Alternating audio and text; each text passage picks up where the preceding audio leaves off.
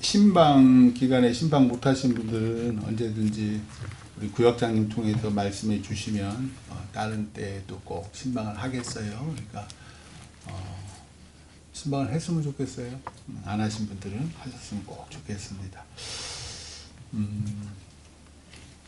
지난 월요일도 그렇고 지난 목요일도 그렇고 계속 약속을 이래저래 바쁘고 신방 중 기간이라 바빠서 뭐 친구나 또 뭐 해야 할 일들이 동생이랑 해야 할 일들이 있었는데 했습니다.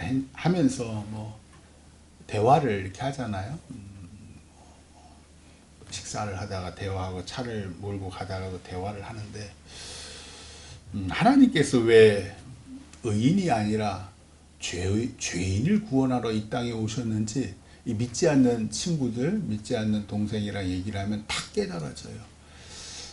참 하나님을 믿지 않는 사람들은요, 참 자기 자신을 의롭고 선하다고 생각하더라고요. 되게 도덕적이고 반면에 교회 다니는 것들, 교회 다니는 사람들, 목사를 포함해서 뭐 장로, 권사, 집사까지 어떻게 그렇게 표리부동하고 죄를 많이 짓는지, 그러니까 교회를 다니는구나. 좀 비아냥도 하고 조롱도 하고, 뭐 목사들 뭐 성범 기사를 보면 뭐 성범죄, 뭐 돈, 또 무슨 교회 큰 대형 교회는 뭐 또 무슨 파 싸우기도 하고 그런 일들만 벌어지고, 또 믿지 않는 사람들은 이단 사이비가 뭔지 모르니까 신천지, 뭐 하나님의 교회, 또 뭐 정명석, 그 여신도들 막 성놀이기로 한 그런 것들 다 함께 같이 이렇게 동급으로 취급을 해버리고, 박옥수 목사 그 딸내미 뭐 해가지고 왜 고등학생 뭐 묶여서 죽이기도 하고, 그 사람도 정통 교회라고 생각하는 게 목사라고 타이틀을 달아놓으니까 입으로만, 늘 교회 다니는 사람은 입으로만 사랑을 말하고 진짜로는 죄만 짓는다고. 제가 뜨끔하죠. 그런 면이 없지는 않기 때문에, 솔직하게 있기 때문에 예수님께서는 내가 너희를 사랑한 것처럼 너희도 서로 사랑하라 했는데, 내가 과연 내 생명을 다해 우리 금토교회 성도들을 사랑했는가? 뜨끔뜨끔해요. 내가 세상 사람들, 특히 믿지 않는 친구나 동생들에게 목사임에도 불구하고 믿는 사람답게 행동하지 않아서 저들이 계속 저런 생각을 하지는 않는 건가? 내가 죄인이구나, 그런 생각들을 합니다. 하나님께서 아담을 창조하시고 그의 갈빗대로 하와 아내를 창조하신 후에 둘이 합해서 한 몸을 이루라고 하셨는데, 선악과를 먹은 후에 아담과 하와는요, 스스로 주인이 되어, 하나님처럼 스스로 주인이 되어서 상대방을 지배하려 합니다.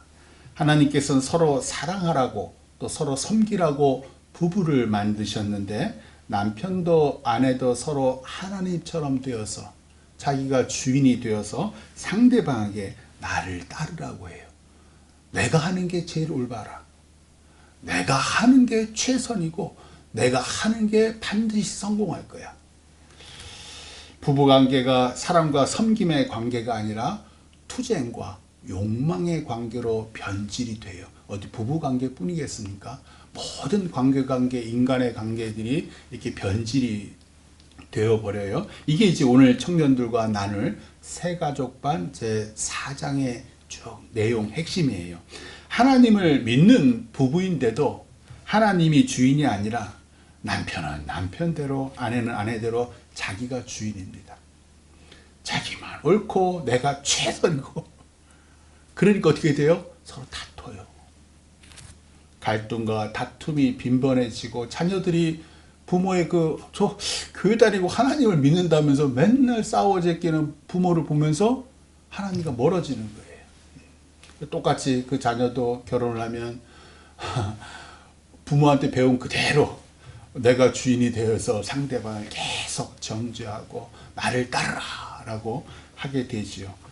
다 이게 부모인 우리가 죄인입니다. 오늘 말씀은요, 야고보서는 행함으로 너희 믿음을 보이라 라는 게 야고보서의 전체 핵심이잖아요. 거기에 마지막 결론에 해당해요. 13절 말씀 한번 보셔요. 13절 말씀에 너희 중에 고난당하는 자가 있느냐? 그는 기도할 것이요. 즐거워하는 자가 있느냐? 그는 찬송할지니라. 고난당하는 자라고 번역을 해놨는데 문제가 있는 자, 이게 더 좋은 것 같아요. 너희 중에 문제가 있는 자가 있느냐? 그는 기도할 것이요. 그런데 문제가 있어도 기도하지 않습니다. 왜 기도하지 않을까? 하나님을 믿는데, 우리 교회도 그래요. 솔직하게 기도하는 사람 많지 않아요. 왜 하나님을 믿는데, 분명히 하나님은 기도하라는데, 너희가 구하고 찾고 두드리라는데, 그러면 너희에게 반드시 응답하시라고 했는데 우리는 왜 기도하지 않을까? 근데 우리만 그런 게 아니더라고요. 구약성경, 신약성경에 기도하지 않는 사람들이 너무나 많이 등장하는 거예요. 심지어 이스라엘 하나님을 모든 백성들이 다 믿는다고 하는데도 하나님께 기도했다는 말이 많지 않아요. 대단한 사람 빼고는, 선지자나 뭐 다윗이나 이런 사람 빼고는 하나같이 기도한 사람이 많지 않더라. 그 중에 왜 그 선지자 사무엘이 왜 엘리 대제사장에 들어가잖아요. 한나의 첫 번째 하나님께 낳게 하신 아들이라서 아직 아이였을 때, 그 사무엘이 아이였을 때 엘리 대제사장의 두 아들 홈니와 비느하스가, 기억해 보세요. 블레셋과의 전쟁에서 하나님의 말씀이든 그 언약궤 십계명을 들고 나갔던 거 기억나시잖아요. 왜냐하면 첫 번째 전쟁에서 이미 4,000명의 이스라엘 군인들이 죽었어요. 그러면 당연히 이렇게 생각하게 되잖아요. 이상하다. 왜 우리 이스라엘 군인들이 4,000명이나 죽었지? 그러면 하나님께 나아가서 물어야지요. 왜 하나님을 믿지 않는 저 철천지 원수 같은 블레셋과의 전쟁에서 우리 군인들이 4,000명이나 죽게 했습니까? 문제가 생기면 하나님께 기도해야 되는 거잖아요. 그게 창세기 쭉 모세의 율법을 통해서 계속 하시고자 하는 하나님의 말씀이잖아요. 그런데 이스라엘의 장로들이, 그러니까 최고로 높고 믿음이 좋다는 그 장로들이 이렇게 얘기해요. 이스라엘 장로들이 이르되 여호와께서 어찌하여 우리에게 오늘 블레셋 사람들 앞에 패하게 하셨는고. 여기까지는 그럴 수 있어요. 여호와의 언약궤를 실로에서 우리에게로 가져다가 우리 중에 있게 하여 그것으로 우리를 우리 원수들의 손에서 구원하게 하자. 기도를 하지 않고 십계명에 있는 언약궤를 전쟁터로 가져오게 하자. 왜요? 우리가 이기는 게 하나님의 뜻인데, 왜? 우리가 올바르니까. 우리는 하나님을 믿는 백성이고 우리는 선하니까.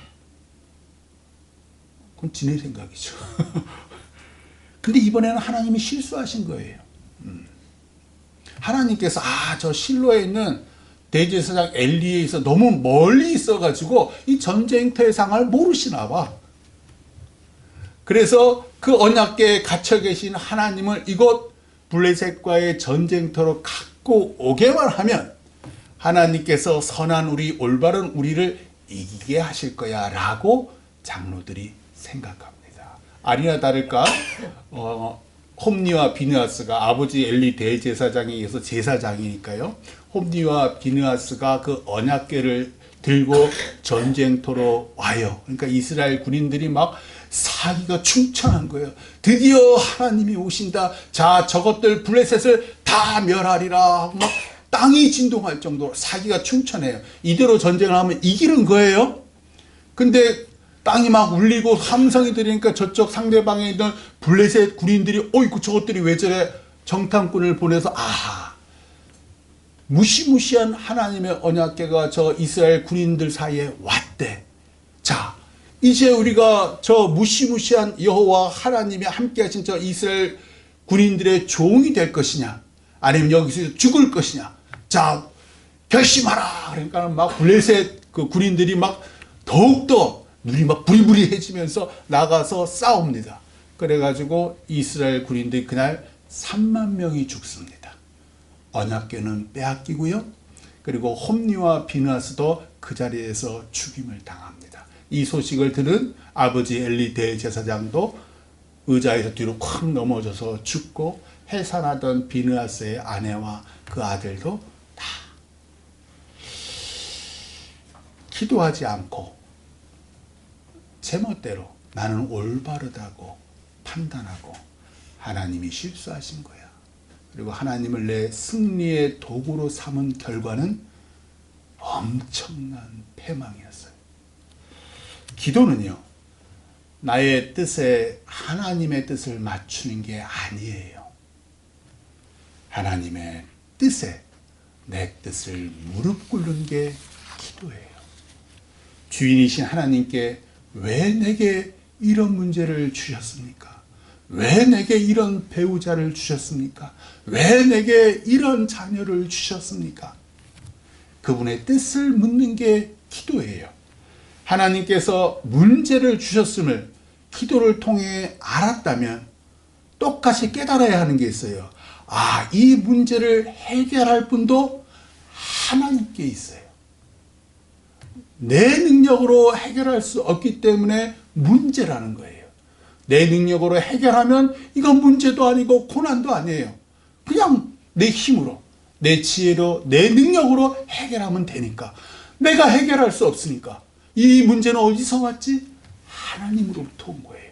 그러면 그 해결 방법도 하나님께 있어요. 이래서 우리가 기도하는 거예요.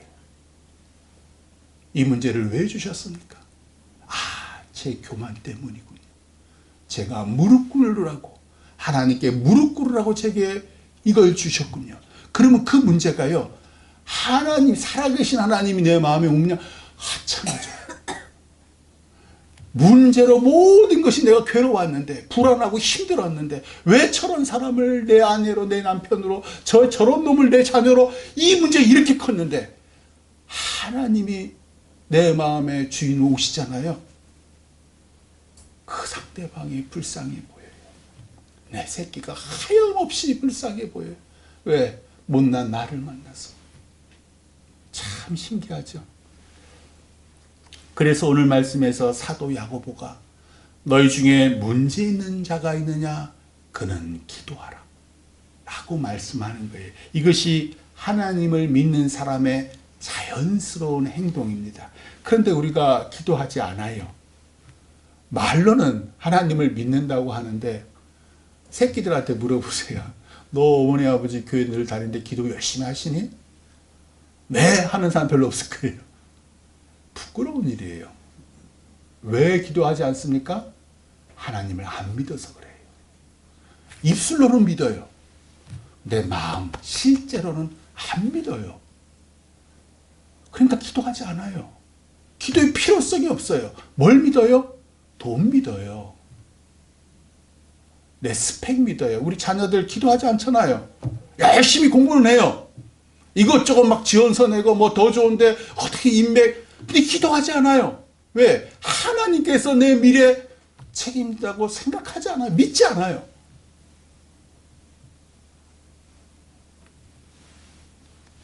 그래서 오늘 말씀에서 사도 야고보는 말로만 하는 기도가 아니라 진짜 하나님이 살아계신다고 믿고 드리는 기도가 병든 자를 구원한다라고 말해요. 그게 14절 15절 말씀에 한번 보세요. 14절 15절 너희 중에 병든 자가 있느냐? 그는 교회의 장로들을 청할 것이요 그들은 주의 이름으로 기름을 바르며 그를 위하여 기도할지니라. 믿음의 기도는 병든 자를 구원하리니 주께서 그를 일으키시라. 혹시 죄를 범하였을지라도 사하심을 받으리라. 제가 서울 중국인 교회 섬길 때 두 발로 이렇게 뒤가 이 아킬레스건 쪽이 뭐가 있는지 뼈에 문제가 있는지 두 발로 이렇게 까치걸음을 하시고 수술 날짜를 잡았던 여자분이 계셔요. 집사님이셨는데 중국에서 사실은 나쁜 마음 품고 온 거예요. 한국에서 공짜로 수술해 준다는 얘기를 듣고 왔는데 3개월을 체류해야지 그 수술을 공짜로 받을 수 있는데 아직 3개월이 안 됐어요. 오자 뭐 얘기했더니 3개월을 제가 기다리라 그랬죠. 한 달 정도 지났을까 열심히 기도하고 난 다음에 갑자기 멀쩡하게 걸어 다니는 거예요. 그래서 예배 중에 어떻게 낫네요? 그랬더니 기도했더니 낫어요. 라고 수술하러 왔는데 낫더라고요. 또 예전에도 말씀드렸지만 이렇게 성도들 간에 서로 싸워가지고 그 숙소가 있어서 싸워서 젊은 친구가 탁 주먹을 휘두르는데 나이 드신 분이 턱 쓰러졌어요. 그래서 뒤에 햇빛 벽에 쾅 모서리에 부딪혀가지고 뇌출혈 쓰러져서 그 119 와가지고 병원에 응급실로 가서 담당 의사가 빨리 수술해야 된다고, 뇌 피가 이제 머리에 가득하고 막 이렇게 빨리 수술해야 되는데 수술비가 없어요. 뭔 돈이 있겠어요. 그러니까 중국교회 성도들이 모금을 하자고, 그러면서 이제 아침으로 저녁으로 계속 기도를 했어요. 저도 당연히 기도했겠죠. 그런데 그 기도하는 와중에 한 일주일 지났나요? 막 돈이 뭐 한 3천 뭐 이렇게 모이고 막 그랬거든요. 퇴원하셨어요.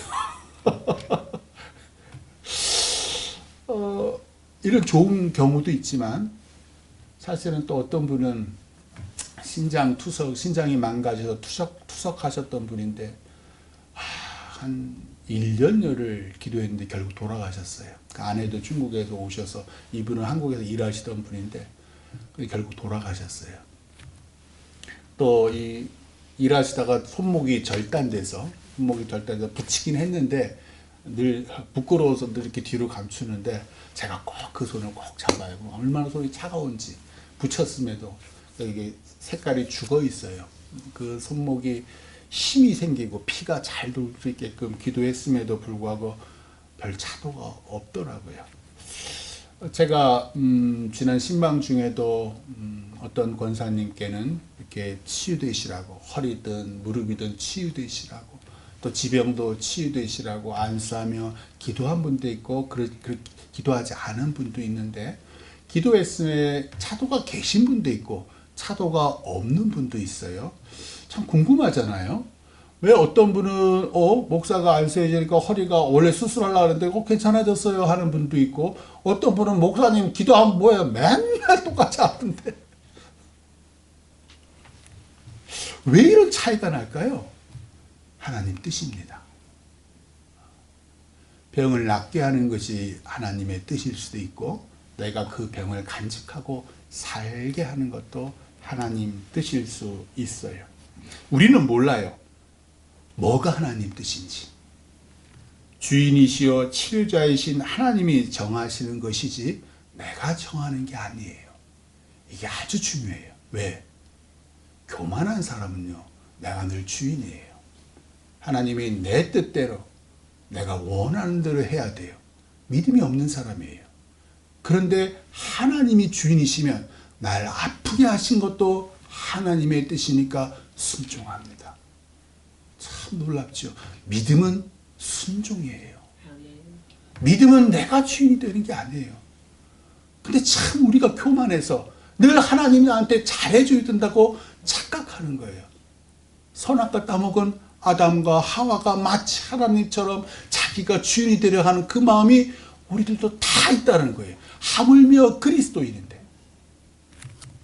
그저 우리는 히스기야처럼 살려주십사, 하나님께 매달릴 뿐이에요. 살리고 죽이시는 건 하나님께 달려있어요.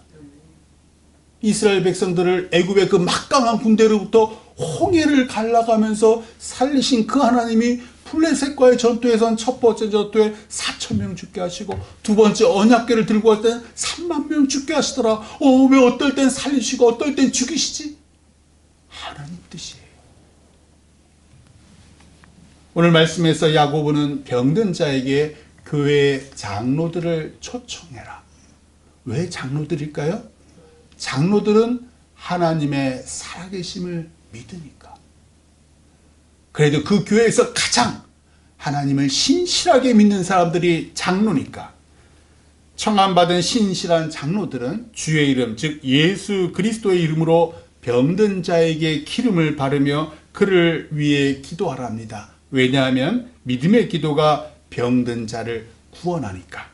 예전에도 말씀드렸던 그 왜 교통사고로 온몸에 화상을 당한 이지선 자매가 병원에서 퇴원하고 첫 번째 주일날 본 교회에 가서 왜 어두운 한 구석에서 예배를 마쳤다 그랬잖아요. 원래 성가대, 자기가 성가대에 서 있었는데 이제는 어두운 구석에서 사람들 모르게 이렇게 예배를 드린 후에, 예배 후에 담임 목사님이 오셔서 지선자매 머리를 이렇게 안수하시면서 기도를 해주셨는데, 그 목사님의 음성이 하나님의 음성으로 들리더라. 목사님의 기도로 이 지선자매 그 화상당에 일그러진 얼굴이 돌아왔나요? 안 돌아왔습니다. 그 잘려지고 그 없어진 그 손가락이 다 원상 회복됐나요? 안 없었어요. 화상당하신 분들 알겠지만 화끈합니다. 끊임없이 화끈하고 피부가 계속 땡겨요. 아주 고통스러워요. 그 고통이 사라졌나요? 안 사라졌어요. 그런데 그녀의 마음에 살아계신 하나님이 찾아오셨습니다. 그러자 죽고 싶었던 마음이 살고 싶어지더랍니다. 하나님께서 왜 나를 이렇게 되도록 허락하셨을까? 묻는 거예요. 왜 이런 나를 그냥 죽게 내버려 두시지 않고 살리셨을까? 하나님의 뜻, 그것을 묻게 되더래요. 하나님께서 나에게 이런 고난을 허락하신 건 나를 향한 하나님의 계획이 있기 때문이야. 나같이 화상당한 사람들, 나같이 고통당하는 사람들도 하나님의 영광을 위해서 당당히 이 세상에 살아나갈 수 있다는 것, 그것을 하나님께서 보여주고 싶으신 거예요. 오늘 말씀에서 야고보가 말해요. 믿음의 기도는 병든 자를 구원하리니 주께서 그를 일으키시리라. 16절, 그러므로 너희 죄를 서로 고백하며 병이 낫기를 위하여 서로 기도하라.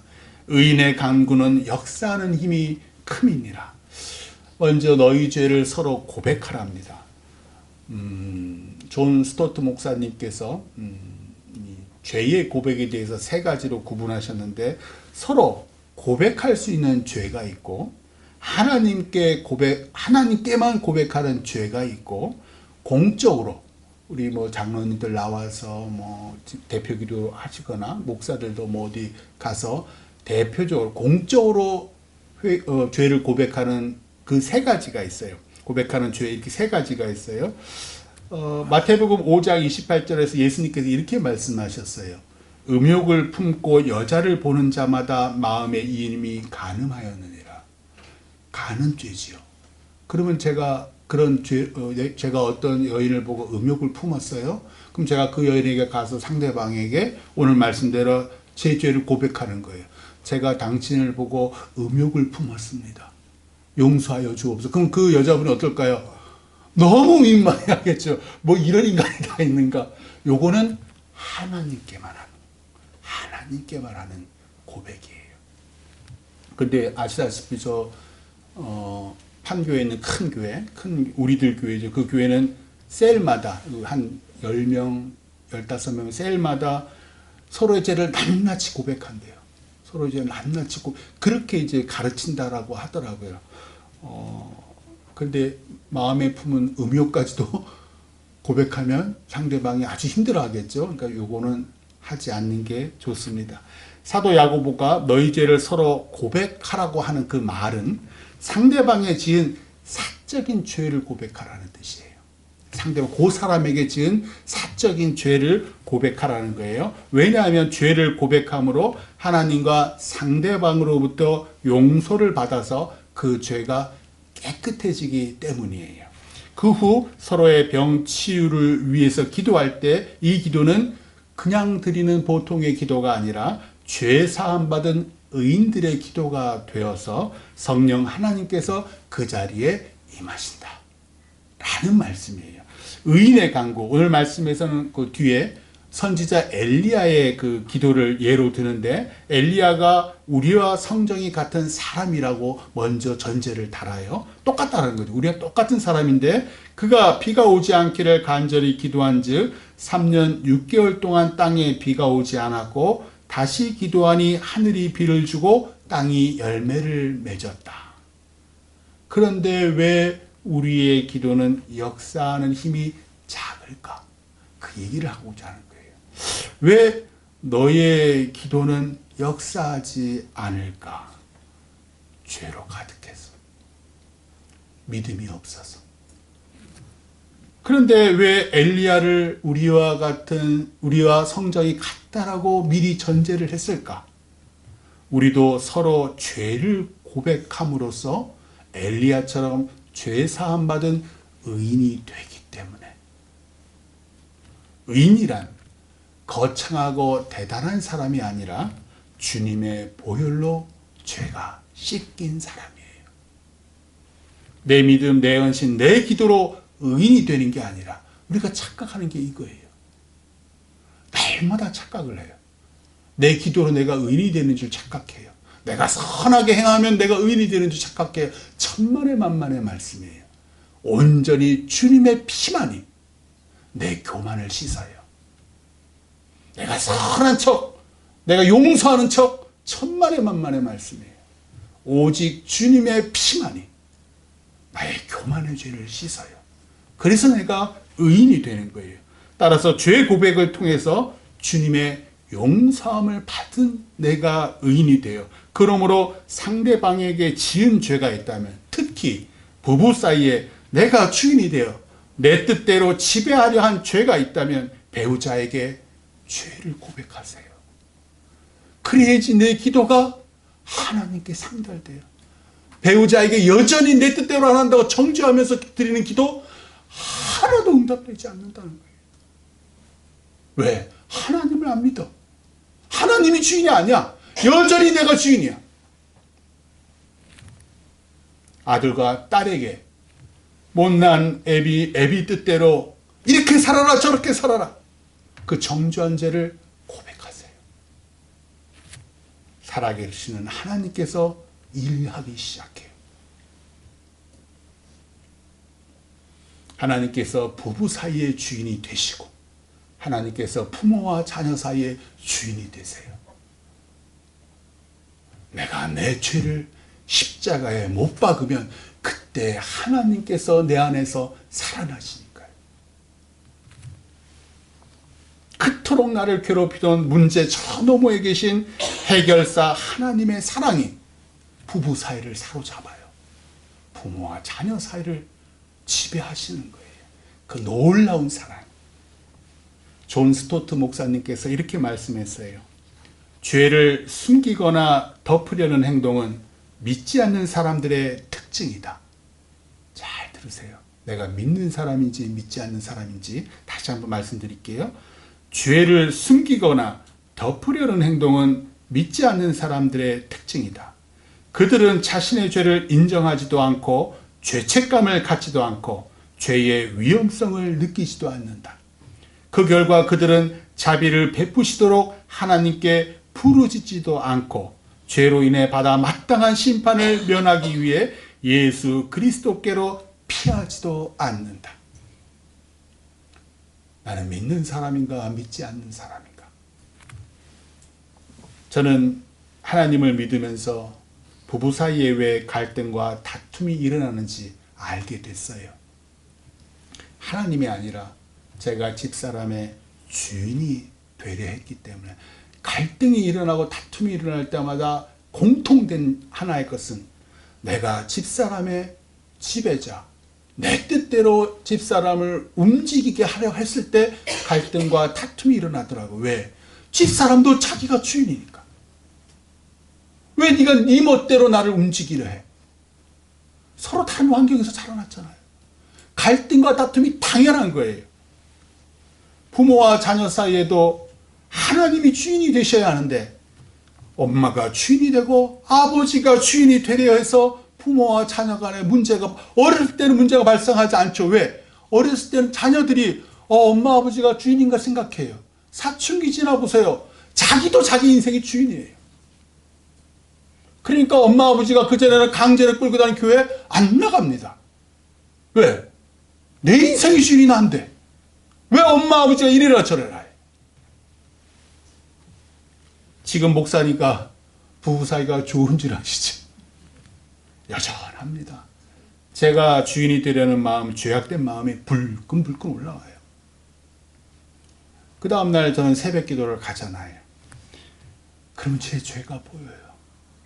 참 기도하면은요, 아이고 어저께 집사람이 얼마나 마음이 아팠을까, 내가 얼마나 교만했는지, 제 아이들, 또 혹시라도 성도분들에게, 권사님, 장로들에게 내가 혹시 말을 통해서 힘들게 하진 않았을까. 기도하면요, 제 죄가 보여요. 그 후에 아내에게 알랑방구를 낍니다. 아들과 딸에게도 알랑방구를 끼고요. 그렇게 하나님을 믿지 않던 독불 장군이, 혼자 잘났잖아요. 하나님을 믿지 않던 독불 장군이 서서히 성숙한 하나님의 자녀가 되어갑니다. 부부 사이에 지는 걸 배우고요, 지는 게 이기는 거라는 것도 깨달아요. 십자가를 지신 예수님이 하나님 보좌 우편에 앉으셨듯이 아내에게 진 제가 아내 우편에 앉아서 아내가 해준 맛있는 밥을 먹습니다. 얼마나 감사해요. 의인이란 자기 죄를 주님께 고백하고 죄 사함 받은 사람이에요. 상대방을 향한 그의 기도, 그의 십자가 패배를 통해, 명심하세요, 우리는 패배해야 돼요. 그의 십자가 패배를 통해서 배우자가 살고, 자녀가 살고, 가정이 살고, 교회가 살아요. 내가 저 사람보다 믿음이 더 좋으면요, 내가 죽어야 돼요. 내가 사는 건 믿음이 없어서예요. 내가 죽어야 하나님께서 일하셔요. 서로 먼저 죄를 고백하고 서로를 위해 기도하시기를 주님의 이름으로 축원합니다. 기도하겠습니다.